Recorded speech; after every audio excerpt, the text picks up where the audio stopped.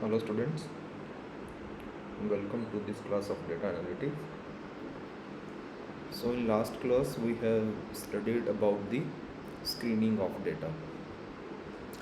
You must remember that we have seen that how to take care of missing data and how to take care of unformatted data that is not in a good format that we need for the analysis as per our program.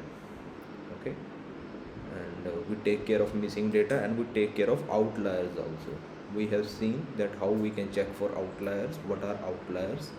Okay, the data that is very far away from the average data, that we consider as outliers. And we have seen that how to basically prepare the data for the analysis.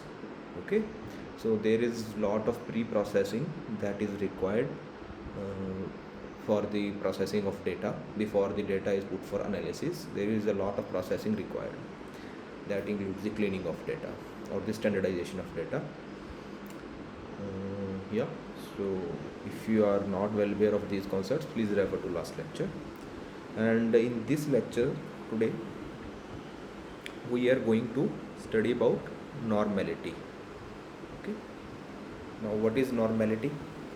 First of all, if we go with the definition here, it's written normality is a property of a random variable that is distributed according to the normal distribution. Okay, so basically what is normality? It basically checks that the data that you have, whether it's from a normal distribution or not. Now I hope that you know about normal distribution.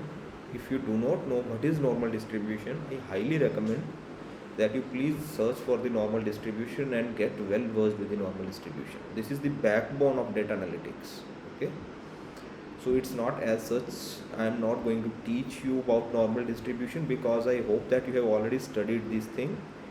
And I will show you the curve basically in next slide as what is normal distribution, but we will not go into much details of the normal distribution, and it's very important however, and I will advise that you go through it. Yes, if you have any doubt, if you want me to explain the normal distribution and take a class, then you can tell me, but I think there are already a pretty good material available for studying about this normal distribution, and it's very important. Okay, so what is normality basically? So normality is basically to check whether our data is distributed as per the normal distribution. Okay, so why is it important? See next paragraph what is written. Normality plays a central role in both theoretical and practical statistics. Okay?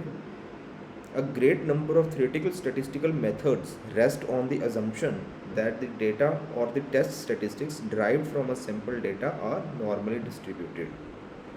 Just for this reason, in practical statistics, data are very frequently tested for normality. What it's saying, that the most of the theorems, the most of the statistical methods that we are going to use in this class, and even in general, if you go into this field in future in data analytics, you will find that the most of the phenomena occurring in nature are normally distributed. Okay, most of the nature, this is very beautiful concept. When you go into details, you will find it quite enticing that everything that is happening in the nature, if you take it on a large scale, most probably it will fall under normal distribution. Most of the things in this universe are normally distributed. Okay, so let's see now let's have a flavor what is normal distribution. I will just theoretically graphically will explain in this slide what is normal distribution. Okay, so this is our normal distribution curve. Okay, this is our normal distribution curve.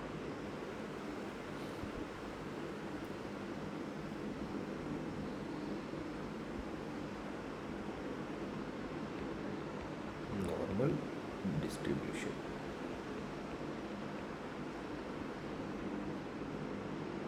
Fine. So what is it? Basically on x-axis we have the values.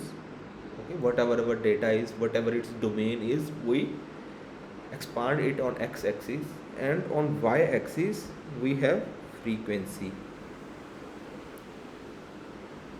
frequency. So what it means, now what this bell curve shows us, that most of the data is lying in this domain.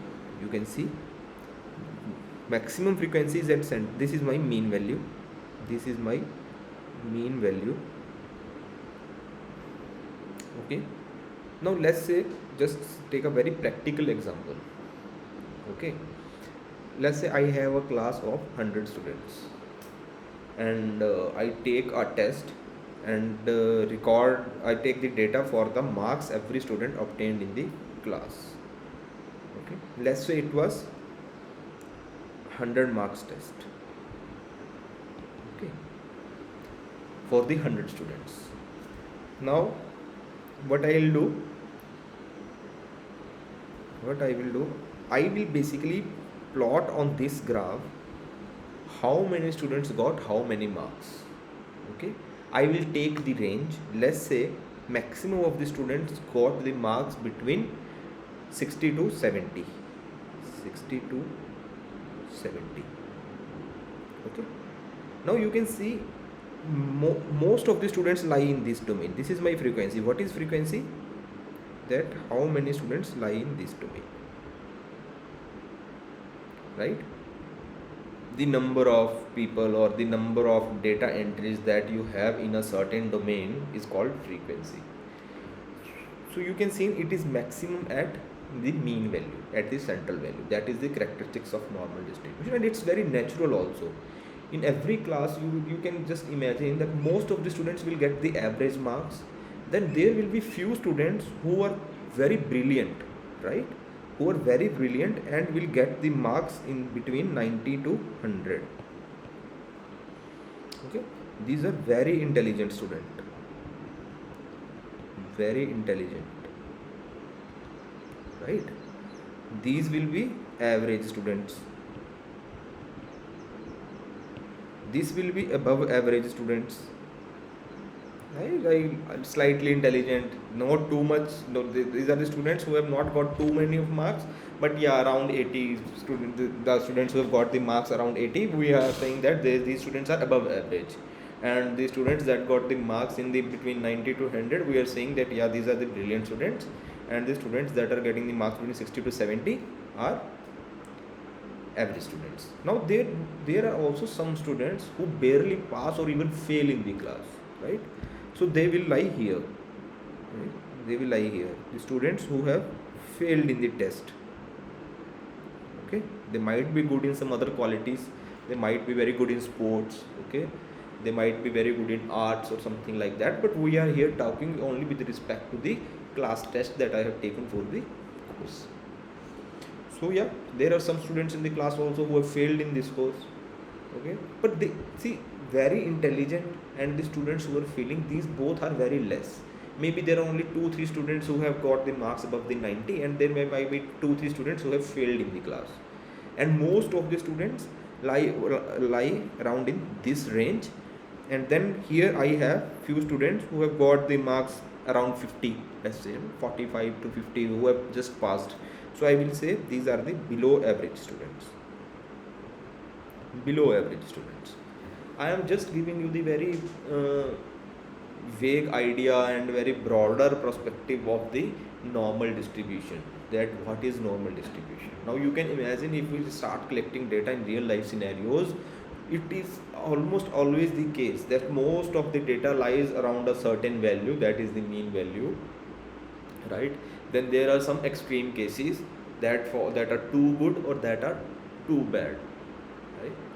Now these phenomena generally we can see only if we take a sufficiently large data set. Now I have take a class of around 100 students.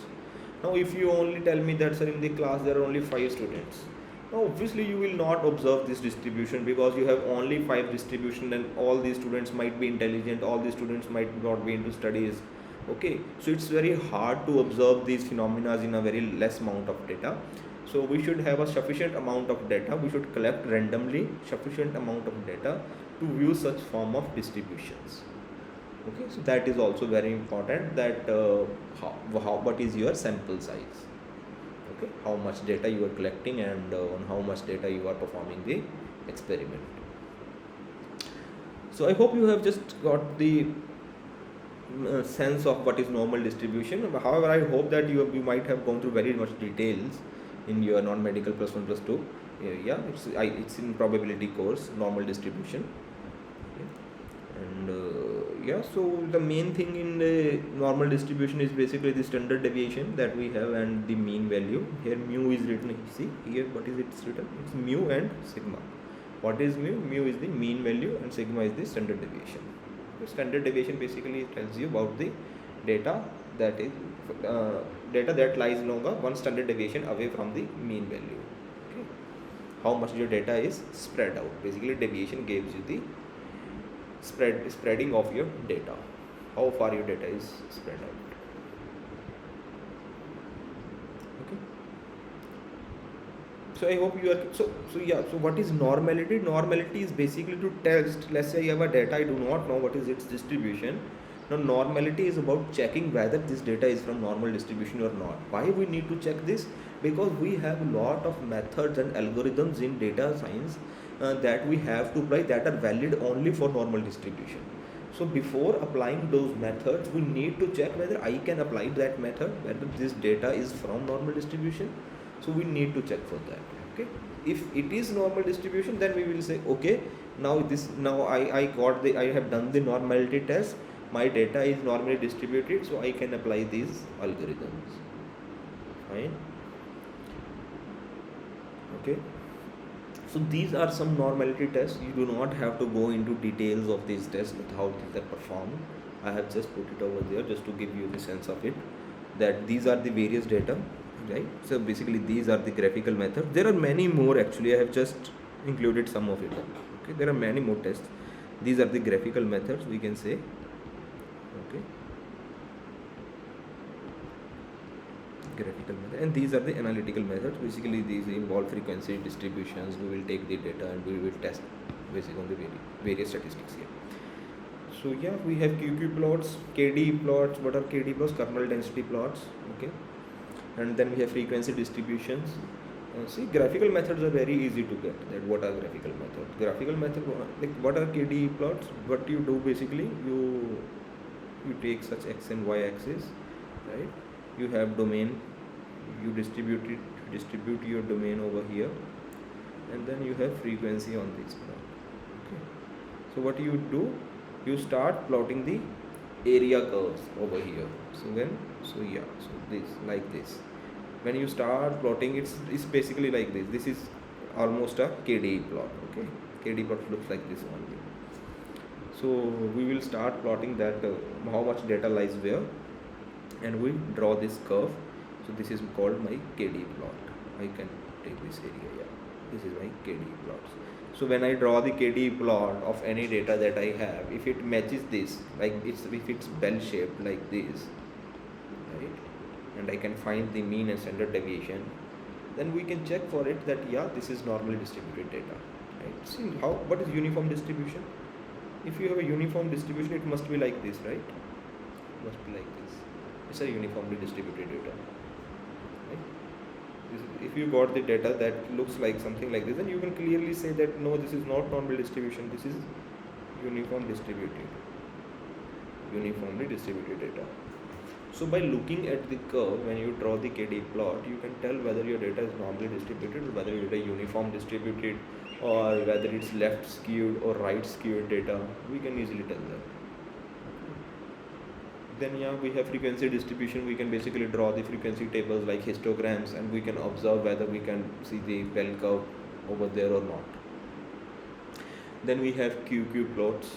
It's basically quantile plots. Okay, we will not go into details of QQ plots. Fine. So it's basically QQ. I will just give you some idea that what are QQ plots. Wait a second.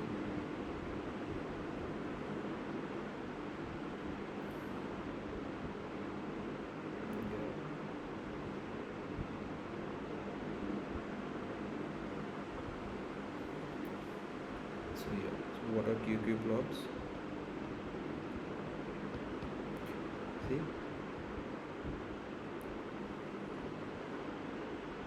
QQ plots is basically quantile plots. Okay, here Q stands for quantile. What is quantile?